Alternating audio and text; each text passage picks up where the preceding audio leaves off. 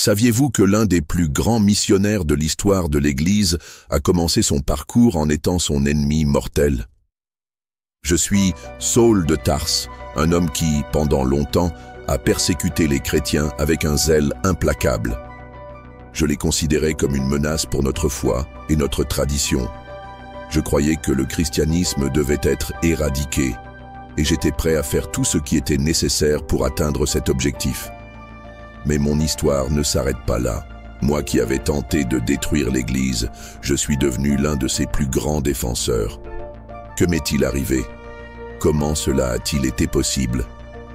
Dans cette vidéo, vous découvrirez mon parcours, d'ennemi de l'Église à apôtre du Christ, une histoire de transformation, de rédemption et de foi qui pourrait également transformer votre vie. Avant de commencer, aimez cette vidéo, abonnez-vous à la chaîne et partagez-la avec vos amis. Et dans les commentaires, dites-moi, connaissiez-vous déjà mon histoire ou êtes-vous surpris par cette transformation? Je suis Saul de Tarse et avant tout, j'avais une mission.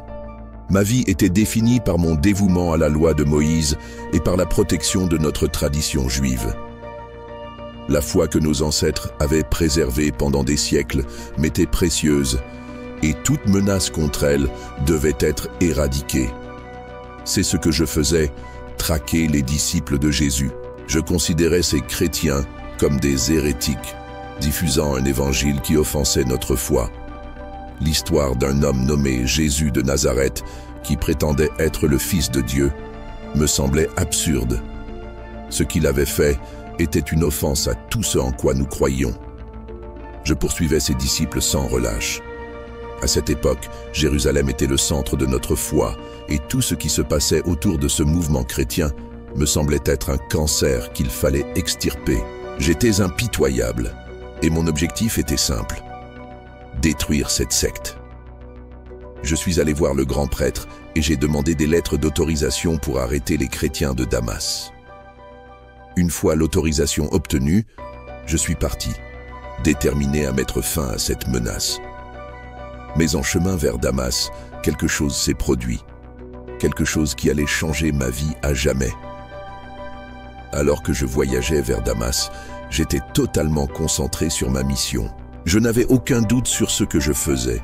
C'était une cause juste, une cause qui protégerait notre foi et empêcherait la propagation du christianisme. Mais c'est sur cette route, alors que je marchais avec mes compagnons, que quelque chose d'inimaginable s'est produit. Soudain, une lumière éclatante brilla autour de moi, plus intense que le soleil de midi. Je tombais à terre, aveuglé par la force de cette lumière. La première chose que je pensais fut que j'étais attaqué par un ennemi. Mais alors, une voix retentit, brisant le silence. Je savais, avec une certitude absolue, que j'étais face à quelque chose de surnaturel, de divin. Je traquais ceux qui suivaient Jésus et maintenant, je me retrouvais face à Jésus lui-même qui me confrontait de manière directe et personnelle. Ces paroles me transpercèrent comme une épée. Je fus immédiatement aveuglé par cette lumière, incapable de voir quoi que ce soit autour de moi. Mes compagnons, qui m'accompagnaient, furent également stupéfaits, mais ils n'entendirent pas la voix comme moi. Ils me guidèrent jusqu'à Damas, mais j'étais dans un état de confusion totale et de profonde réflexion. Pendant 3 jours, je ne vis rien, ne mangeais rien, ne bus rien. J'étais complètement absorbé par ce qui s'était passé, essayant de comprendre ce que tout cela signifiait. J'étais à Damas, aveugle et sans savoir quoi faire. Pendant ces 3 jours, le silence en moi était assourdissant. Je méditais sur les paroles que j'avais entendues et sur leur signification. Moi, Saul, un persécuteur implacable des chrétiens, j'étais maintenant confronté à une vérité que je n'avais jamais envisagée. J'avais été confronté par Jésus, le Nazaréen, celui que j'avais persécuté. Mais ce n'était pas la fin de mon histoire. Dieu, dans sa miséricorde, ne m'a pas laissé perdu dans l'obscurité. Il envoya un homme nommé Ananias vers moi. Ananias était un disciple de Jésus et après avoir reçu l'instruction de Dieu, il vint jusqu'à moi. Lorsqu'il entra dans ma maison, il posa les mains sur mes yeux et me dit À cet instant, je savais que quelque chose de nouveau était en train de se produire en moi. C'était une transformation totale. L'homme que j'avais été, rempli d'orgueil et de colère, était en train de disparaître. Je comprenais maintenant que Jésus n'était pas un homme ordinaire. Il était le Fils de Dieu, le Sauveur, et moi, qui l'avais persécuté, j'étais maintenant appelé à marcher sur ses traces. À partir de ce moment-là, je fus baptisé et reçus le Saint-Esprit. Ma vie ne serait plus jamais la même. Après ma conversion, quelque chose en moi changea radicalement. Moi, Saul de Tarse, qui persécutait les chrétiens, je me voyais maintenant comme l'un des leurs. Mais je compris rapidement que, bien que j'ai été transformé, le chemin devant moi ne serait pas facile. La première réaction de l'Église fut la méfiance. Comment pouvait-il croire qu'un homme comme moi, un persécuteur bien connu, était désormais un véritable disciple du Christ? Il craignait que tout cela ne soit qu'un stratagème pour s'infiltrer et détruire l'Église de l'intérieur. Et pour être honnête, je comprenais cette méfiance. Ils avaient peur, tout comme moi quand j'avais entendu parler de Jésus. Mais je savais que ma conversion était authentique. Il ne s'agissait pas d'une stratégie, mais d'un changement profond et spirituel que seul Dieu pouvait accomplir. Malgré cela, l'Église hésitait à m'accepter. C'est alors que Barnabas, l'un des leaders de l'Église primitive, prit une décision courageuse. Il crut en moi, en ma transformation. Il m'amena auprès des apôtres à Jérusalem, où je pus enfin rencontrer les autres disciples et partager l'Évangile. Mais ce ne fut pas la fin des défis. Dans de nombreux endroits, je fus rejeté, persécuté et même menacé de mort. La persécution que j'avais moi-même infligée aux autres se retournait maintenant contre moi. Je savais que suivre le Christ n'était pas seulement un appel à la foi, mais aussi un appel au courage. Bientôt, les mêmes chefs religieux qui m'avaient autorisé à traquer les chrétiens étaient maintenant à ma poursuite. Mais dans chaque lieu où j'étais rejeté, une chose était certaine. Je n'étais pas seul. Dieu était avec moi. Accepter Christ ne signifiait pas seulement une nouvelle foi, mais une mission. Je compris que j'avais été transformé pour annoncer l'Évangile au monde entier. Avec un courage renouvelé et une foi inébranlable, j'ai commencé à voyager dans différentes villes et régions, apportant l'Évangile aux païens. Peu importait ce que j'allais affronter, prison, torture, rejet. Je savais que Dieu m'avait appelé à cette mission et rien ne m'empêcherait d'accomplir le dessein divin dans ma vie. Mes voyages missionnaires commencèrent dans des villes proches et, peu à peu, j'élargis la portée de ma prédication. J'allais dans des endroits où le nom de Jésus n'avait jamais été entendu. Les païens, c'est-à-dire les non-juifs, étaient les nouvelles cibles de la grâce de Dieu, et je savais que c'était pour cette mission que Dieu m'avait choisi. Antioche fut un point de départ crucial. C'est là que l'on m'appela Paul pour la première fois, et ce changement de nom reflétait ma transformation. Mais plus que cela, je commençais à comprendre que ma mission était d'apporter Christ à un monde perdu, sans espoir. Au cours de ces voyages, j'ai vu des miracles incroyables se produire, des guérisons, des exorcismes, des conversions. La grâce de Dieu était en mouvement et j'étais au cœur de ce mouvement. Dans chaque ville, je faisais face à des défis, des disputes religieuses, une opposition violente et même des lapidations. Cependant, même face aux difficultés, je savais que Dieu était avec moi. Peu importait le nombre de fois où je tombais, le Seigneur me relevait et me donnait la force de continuer.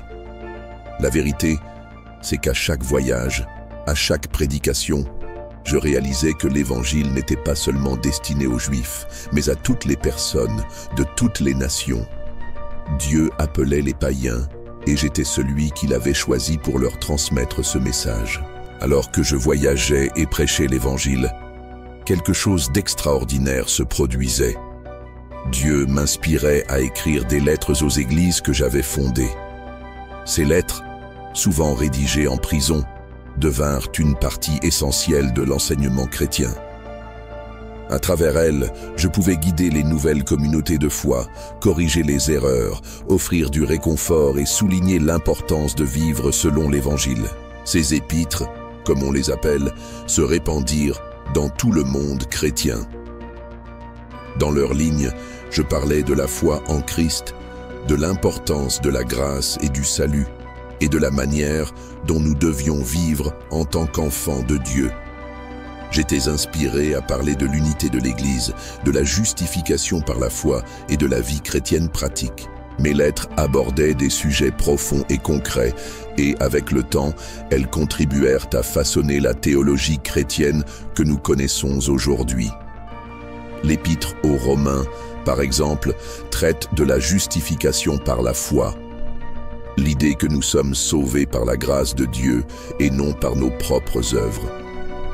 C'était révolutionnaire, car les Juifs croyaient que le salut dépendait de l'obéissance à la loi de Moïse. Mais dans mes lettres, j'enseignais que, par Christ, tous pouvaient être sauvés, aussi bien les Juifs que les païens.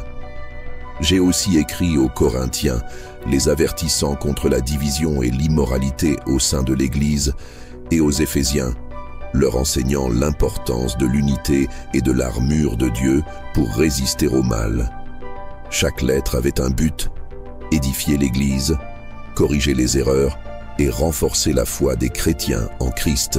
Je savais que mes paroles ne venaient pas de moi, elles étaient inspirées par le Saint-Esprit, et mon seul objectif était d'amener les chrétiens à vivre selon l'Évangile pour la gloire de Dieu. Beaucoup de ces lettres ont traversé les âges et continuent d'être lues et étudiées aujourd'hui, jouant un rôle fondamental dans notre compréhension de la foi chrétienne. Ma vie de missionnaire et d'évangéliste n'a pas été facile. Dans chaque ville où je prêchais, il y avait une nouvelle résistance, une nouvelle tentative de m'arrêter. J'ai été emprisonné à plusieurs reprises, battu, maltraité, et en certaines occasions, presque tué. Pourtant, même dans les prisons, Dieu continuait d'utiliser ma vie pour répandre l'Évangile. Mes voyages m'ont conduit à de nombreuses autres prisons et à des menaces de mort. À l'une de ces occasions, j'ai été lapidé jusqu'à être considéré comme mort.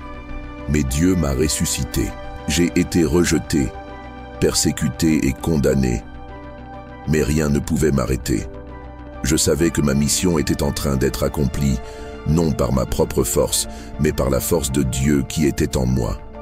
Et ainsi, les persécutions ont continué, mais ma foi ne faisait que se renforcer. Je savais que chaque souffrance que j'endurais était pour la gloire de Dieu et pour l'édification de l'Église. Mon parcours, qui avait commencé comme celui d'un persécuteur implacable des chrétiens, s'est terminé d'une manière que je n'aurais jamais imaginée. Après de nombreux voyages, emprisonnements, défis et miracles, j'ai été de nouveau arrêté, cette fois à Rome, sous l'empire de Néron. La persécution contre les chrétiens atteignait son apogée, et je savais que ma vie touchait à sa fin. Bien que prisonnier, ma foi restait inébranlable. J'étais prêt à affronter tout ce qui viendrait, car je savais que ma mission était accomplie. Au fil des années, j'avais vu l'Église grandir, s'étendre, et de nombreuses vies être transformées par le message du Christ. Je savais que mon sacrifice, mon dévouement total à la mission de Christ en vaudrait la peine. J'ai écrit une dernière lettre, la deuxième lettre à Timothée, dans laquelle j'encourageais mon bien-aimé disciple à rester ferme dans la foi, même face aux adversités. Dans cette lettre, j'ai dit « J'ai combattu le bon combat, j'ai terminé la course, j'ai gardé la foi. Désormais, la couronne de justice m'est réservée, que le Seigneur, juste juge, me remettra en ce jour-là. » Je savais que, même si ma vie terrestre prenait fin, ma véritable récompense était réservée au ciel. Finalement, j'ai été condamné à mort et décapité sur ordre de Néron. Mais dans la mort, je savais que j'allais dans les bras du Christ. Ma vie avait été un voyage de transformation, de foi, de lutte et d'amour inconditionnel pour Christ. Moi, Saul de Tarse, qui avait autrefois persécuté l'Église, J'en faisais désormais partie, jusqu'à la fin. Aujourd'hui, mon nom, Paul, n'est plus retenu comme celui d'un homme ayant persécuté les chrétiens, mais comme l'un des plus grands apôtres ayant jamais vécu.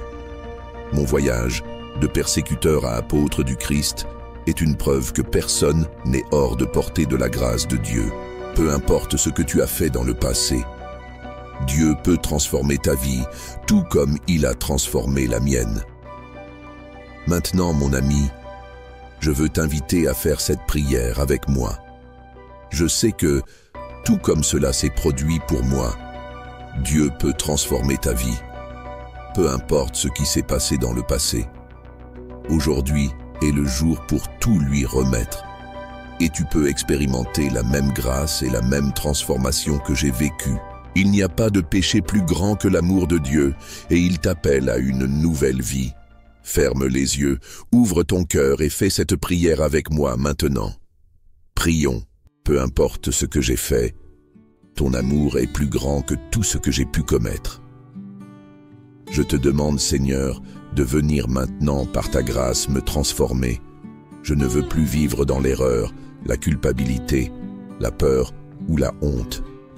Aujourd'hui, comme Paul, je décide de tout remettre entre tes mains. Pardonne mes péchés, Seigneur. Pardonne chaque faute, chaque erreur.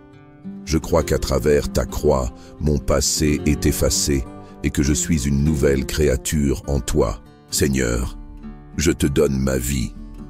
Tout comme tu as appelé Paul des ténèbres à la lumière, appelle-moi maintenant, Seigneur. Je veux être ton instrument, comme Paul l'a été, portant ton amour et ta parole au monde. Je veux vivre pour toi et faire la différence dans la vie de ceux qui m'entourent. Je sais, Seigneur, que le chemin ne sera pas facile. Je sais qu'il y aura des défis comme Paul en a affronté. Mais je sais aussi qu'avec ton Saint-Esprit en moi, je suis plus que vainqueur. Il n'y a rien que je puisse affronter qui soit plus grand que la force que tu me donnes. Aujourd'hui, je fais un choix, Seigneur. Je choisis de vivre pour toi. Je choisis d'être à toi. Je choisis la transformation que toi seul peux offrir. Peu importe où j'ai été ou ce que j'ai fait dans le passé, ce qui compte maintenant, c'est que je suis à toi. Et rien ne peut me séparer de ton amour. Seigneur, remplis-moi de ton Saint-Esprit. Donne-moi la force de vivre comme Paul a vécu, avec courage, foi et passion pour toi. Je sais que tu me guideras, me fortifieras et me conduiras à chaque pas de ce chemin. Je te fais confiance et te remets de tout mon cœur, toute ma vie. Merci Seigneur de me donner une nouvelle chance. Merci de me transformer, de me renouveler. Je te rends grâce au nom de Jésus. Amen. Si tu as fait cette prière avec foi, je peux t'assurer que, tout comme cela s'est produit pour moi, ta vie est en train d'être transformée en ce moment même. Peu importe ce que tu as fait dans le passé, Dieu a un plan merveilleux pour toi. Si tu ressens quelque chose dans ton cœur, partage dans les commentaires ce que Dieu a fait pour toi aujourd'hui. Ne garde pas cela pour toi. Partage ton histoire, comme j'ai partagé la mienne, afin que d'autres puissent aussi être touchés par la grâce de Dieu. Aime cette vidéo et abonne-toi à la chaîne pour que davantage de personnes soient atteintes par ce message de transformation. Que Dieu te bénisse. Lorsque j'ai été emprisonné pour la première fois à Philippe, les officiers romains m'ont violemment battu et jeté en prison. Mon compagnon Silas et moi étions enchaînés, mais quelque chose d'extraordinaire s'est produit. En pleine nuit, alors que nous prions et chantions des hymnes à Dieu, un grand tremblement de terre eut lieu et les portes de la prison s'ouvrirent. Les chaînes tombèrent et tous les prisonniers furent libérés. Mais au lieu de fuir, Silas et moi sommes restés.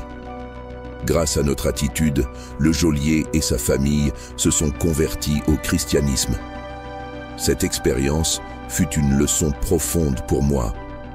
Dieu ne nous abandonne pas dans les épreuves. Même au milieu de la souffrance et de l'emprisonnement, il avait un but pour moi. Chaque prison, chaque persécution était une occasion de témoigner de la puissance de Dieu. Si j'avais abandonné, l'Évangile n'aurait pas été annoncé de tant de façons.